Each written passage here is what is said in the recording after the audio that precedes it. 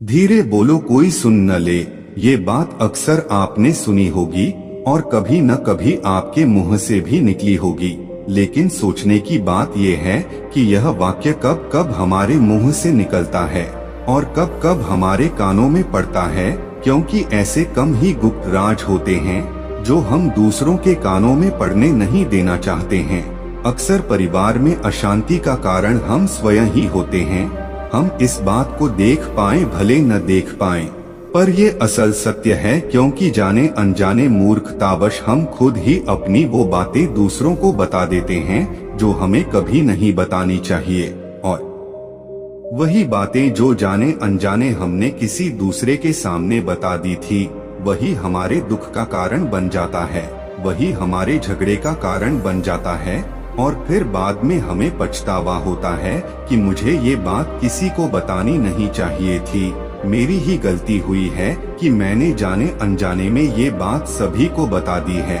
इसलिए आज की जो कहानी मैं आपको सुनाने वाला हूँ, उसे सुनने के बाद आपको 5 बातें ऐसी पता चलेंगी जो आपको कभी किसी को नहीं बतानी है। ये जो 5 बातें हैं जो आपको कभी किसी को नहीं बतानी, क्यों नहीं बतानी, इसके पीछे का तर्क भी मैं आपको बताऊंगा। एक समय की बात है, एक नगर में रामू नाम का एक युवक रहता था। वह युवक बहुत गरीब था, उसके पास कुछ पैसा नहीं था। 2 वक्त की दाल रोटी भी बड़ी मुश्किल से उसको नसीब होती थी। किसी काम की तलाश में दिन रात खोज करने पर भी उसे कोई काम नहीं मिल रहा था। फिर एक दिन उसने अपनी पत्नी के सामने अपनी सारी समस्या बता दी। उसने अपनी पत्नी को कहा कि मैं जिस जगह भी काम मांगने के लिए जाता हूँ तो हर कोई मुझे ये कहकर काम नहीं देता कि हमारे यहाँ काम की जरूरत नहीं है। मैं काम की तलाश करके थक चुका हूँ। मुझे समझ नहीं आता कि मैं तुम लोगों का पेट कैसे भरूंगा, अपने बच्चों को कैसे पालूंगा, और यह चिंता मुझे दिन रात सता रही है। यह सुनकर उसकी पत्नी ने कुछ सोचकर कहा कि तुम एक आदमी के पास एक बार ही काम मांगने के लिए जाते हो, और जब वह काम नहीं देता तो तुम दोबारा उसके पास जाते तक नहीं। अगर तुम्हें उनसे काम लेना है तो तुम्हें हमदर्दी जतानी होगी, तुम्हें उनसे हमदर्दी हासिल करनी होगी, अपनी गरीबी दिखानी होगी, ताकि वो लोग तुम्हारी मजबूरी समझकर तुम्हें काम पर रख लें। इसीलिए शर्म मत करो और अपनी मजबूरी बताओ, अपनी गरीबी बताओ, और इसी उपाय से तुम काम पा सकते हो। ये बात रामू के दिमाग में बैठ गई और अगले ही दिन काम मांगने के लिए वह उसी सेठ के पास जा पहुंचा जहां पर वह पिछले दिन काम मांगने के लिए गया था। लेकिन इस बार उसने हाथ जोड़कर उस सेठ से प्रार्थना की, उससे विनती की कि वह बहुत गरीब है और उसे काम की बहुत जरूरत है। जो कुछ भी उसे देंगे उसमें संतुष्ट हो जाऊंगा, पर कृपया मुझे अपने यहाँ काम पर रख लें। उसकी ये हालत देखकर उस सेठ ने उसे अपने यहाँ काम पर रख लिया और रोज वहाँ काम पर जाने लगा। अंदर ही अंदर वह खुश तो था कि उसे काम तो मिला, लेकिन उसे वेतन दूसरे लोगों से कम मिलता था।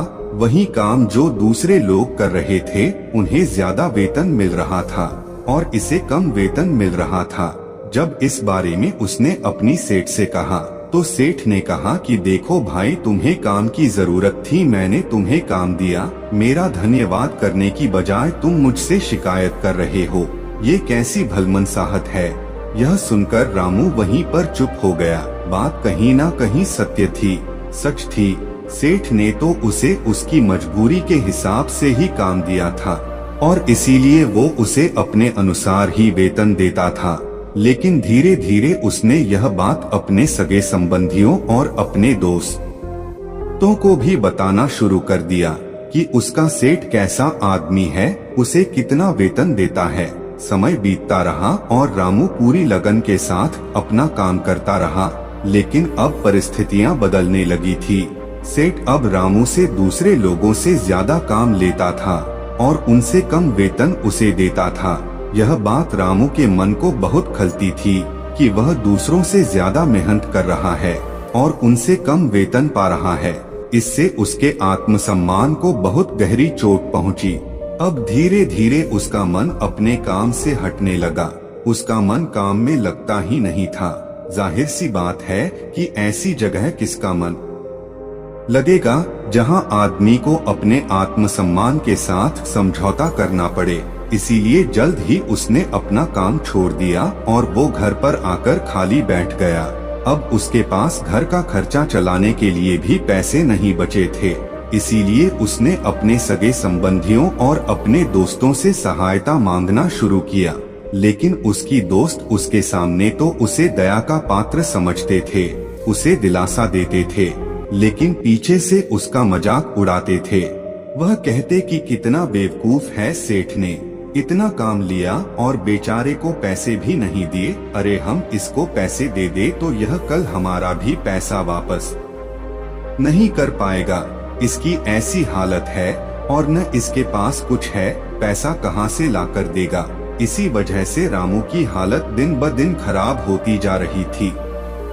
वह दिन रात तनाव में रहने लगा। वही दोस्त, वही सगे संबंधी जो उसके अपने होने का दिखावा करते थे, उसे दया का पात्र समझ रहे थे, उन्हें उसके ऊपर तरस आ रहा था। सब लोग आकर उसे ज्ञान तो बहुत देते थे, लेकिन कोई सहायता नहीं करता था। और अक्सर ऐसा होता है, ज्ञान देने वाले तो बहुत मिल जाते हैं, लेकिन मदद करने वाले, उंगली पकड़कर, हाथ पकड़कर आगे चलाने वाले कितने लोग मिलते हैं। एक दिन उसे पता चला कि पड़ोस के गांव में एक बाबा आया है जो बहुत ही ज्ञानी है। रामू इतना तनाव में था कि उसे कोई रास्ता नजर नहीं आ रहा था। इसलिए जाने अनजाने रामू ने बाबा के पास पहुंच जाता है। वहां पहुंचकर वो सीधे उनके पैरों में गिरकर रोने लगता है। वो रोते रोते उन्हें अपनी सारी परिस्थितियां बताते हैं। उन्हें बताते हैं कि किस तरह उसके सेठ ने उसका फायदा उठाया और उसके सगे संबंधी उसके साथ कैसा व्यवहार करते हैं। सारी बातें सुनकर बाबा ने उसे चुप कराते हुए कहा कि बच्चा, ये सारी समस्याएं तुम्हारी बुद्धिहीनता, तुम्हारी मूर्खता के कारण उत्पन्न हुई है। अगर तुम्हारे अंदर दिमाग होता तो इनमें से एक भी समस्या तुम्हारे चित्त को दुखी नहीं कर सकती थी, लेकिन तुमने अपने अविवेक के कारण, अपनी मूर्खता के कारण खुद ही अपने रास्ते में कांटे बिछा दी है। आज मैं तुम्हें 5 बातें बता रहा हूँ जो भूलकर भी किसी को मत बताना, और इन बातों का अनुसरण करते हुए तुम बाहर से मिलने वाले दुखों को दूर कर ही सकते हो जो बेवजह दुनिया की वजह से तुम्हारे अंदर पनपते हैं। पहली बात जो किसी को नहीं बतानी चाहिए वो है अपनी मजबूरी। अपनी मजबूरी का दिखावा करके दूसरों के आगे दया का पात्र बनकर उनकी सहायता लेने की गलती कभी मत करना। हो सकता है कि आज वो तुम्हारी मजबूरी देखकर तुम्हारी सहायता करते हैं, लेकिन कल वो तुम्हारा फायदा उठाने से भी नहीं चूकेंगे, और अगर फायदा नहीं उठाया तो दूसरों के सामने तुम्हारा मजाक बनाने से पीछे नहीं हटेंगे। इसीलिए कभी भी अपनी मजबूरी का दिखावा मत करो। अगर घर में 2 रोटी है, सूखी रोटी है, तो वही खाकर सो जाओ, लेकिन दूसरों को इसके बारे में भनक तक नहीं लगनी चाहिए। जरा आप खुद सोचो, मजबूरी बताने का क्या प्रयोजन होता है एक इंसान का? या तो वह दूसरों से सहानुभूति हासिल करना चाहता है या उनसे कोई आर्थिक मदद चाहता है। लेकिन अगर दोनों ही परिस्थितियां आप देखें तो दूसरा आदमी आपका फायदा उठाने से नहीं चुकेगा, और अगर वो फायदा नहीं भी उठाएगा तो अपनी नजर में वह आपको मूर्ख समझेगा, बेवकूफ समझेगा, और दूसरों के सामने आपका मजाक जरूर बनाएगा। अपनी मजबूरी के बारे में किसी को कभी मत बताना। दूसरी बात जो किसी को भी नहीं बतानी चाहिए वो है अपने अतीत की गलतियां और भविष्य की रणनीतियां। जरा सोचो कि अगर हम अपने अतीत की गलतियां किसी दूसरे को बताते हैं तो इसका क्या प्रभाव होगा। वह गलतियां ठीक तो नहीं की जा सकती है, जाहिर है, तो उन्हें बताने का क्या प्रयोजन रह जाता है। आप अपने अंधेरे पक्ष को खुद दुनिया के सामने बता रहे हो, खुद अपनी गलतियां दूसरों के सामने बता रहे हो। ऐसे उस आदमी की नजर में आपका एक चरित्र गठित हो जाएगा और वह भविष्य में हमेशा आपको उसी नजरिए से देखेगा। इसीलिए किसी भी आदमी की नजर में अपना चरित्र गठित मत होने दो और जरा सोचो कि आप व्यर्थ में ही अपने भविष्य के रणनीतियाँ दूसरों के सामने बता रहे हो। जो लोग आपके काम का हिस्सा ही नहीं, उनके सामने अपने भविष्य की रणनीतियाँ अपने डींगे हाँकने का क्या फायदा। वो लोग आपकी सहायता तो नहीं करेंगे, लेकिन आपके भविष्य के रणनीतियों में बाधा जरूर बन सकते हैं। आप खुद अपने विवेक का इस्तेमाल कीजिए और सोचिए कि आपके साथ भी ऐसा हुआ है। आपने अपनी भविष्य की रणनीति किसी को बताई हो और वह कामयाब ही ना हुई हो। जरूर हुआ होगा, जरा गौर से सोचिए। तीसरी बात जो किसी को नहीं बतानी चाहिए वो है अपने घर की बातें। जो भी हमारे घर के अंदर आपस में बातचीत होती है, हमारे माँ बाप के साथ, हमारी पत्नी के साथ, हमारे बच्चों के साथ, वो बातें परिवार तक ही सीमित रहनी चाहिए।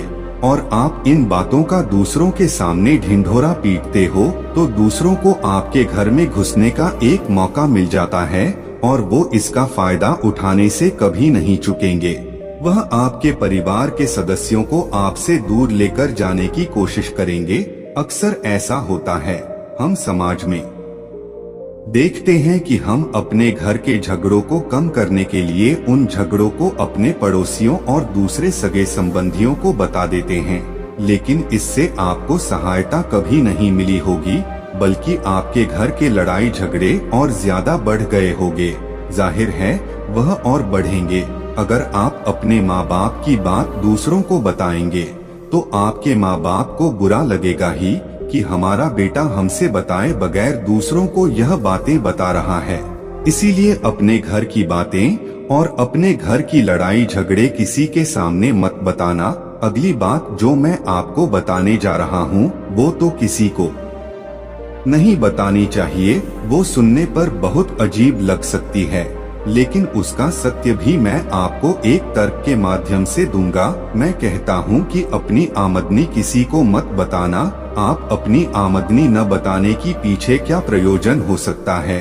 जरा सोचिए कि आप अपनी आमदनी अपने दोस्तों को बता दें। जब आपके दोस्तों को जरूरत पड़ेगी तो वो सिर्फ आपको ही याद करेंगे, क्योंकि उनको पता है कि अगर आपकी आमदनी ज्यादा अच्छी है तो आप भी उनकी मदद कर सकते हैं, और इसीलिए ज्यादा लोग आपसे सहायता मांगेगी। और जब आप उनकी सहायता नहीं करेंगे तो सोचेंगे कि इस आदमी के पास पैसे हैं, मेरी सहायता कर सकता है, लेकिन यह सहायता कर नहीं रहा है। और इसीलिए आपकी आमदनी आप दोनों दोस्तों के बीच झगड़े का कारण बन सकती है। कम आमदनी होगी तो लोग मजाक उड़ाएंगे और ज्यादा होगी तो सहायता मांगेंगे, तो अपनी आमदनी बताने का कोई प्रयोजन नहीं है। अगली बात जो मैं आपको बताने वाला उसे अपनी गांठ बांध लेना और किसी को यह बात मत बताना।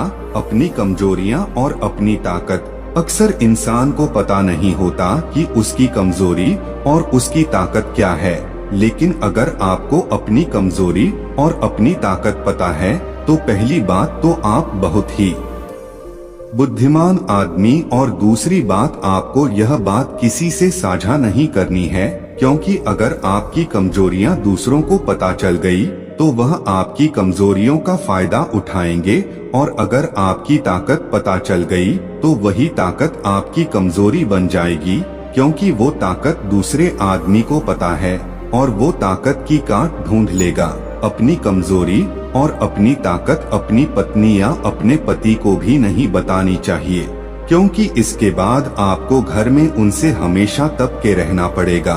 तो अगर आप अभी तक इस कहानी को सुन रहे हैं तो आपके लिए 2 एक्स्ट्रा बातें बताने वाला हूँ। पहली बात जो किसी को नहीं बतानी चाहिए वो है अपने मित्र और अपने शत्रु। आप अपने मित्रों के बारे में अगर दूसरे लोगों को बताएंगे तो वह आपके मित्रों के साथ अपनी घनिष्ठता बनाकर आपको धोखा दिलवा सकते हैं।